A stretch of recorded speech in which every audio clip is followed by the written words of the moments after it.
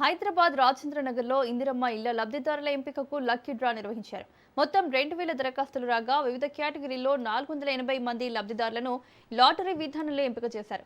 లక్ష్మీగూడ మహిళా భవన్ లో మంత్రి పొంగులేటి శ్రీనివాసరెడ్డి, ఎమ్మెల్యే ప్రకాష్ గౌడ్ సమక్షంలో డ్రా జరిగింది. లక్కీ డ్రాలో తమ పేరు రావడంతో పలువురు లబ్ధిదారులు ఆనందం వ్యక్తం చేశారు. పేదల సొంతింటి కలను నెరవేర్చడమే ప్రభుత్వ లక్ష్యమని మంత్రి తెలిపారు.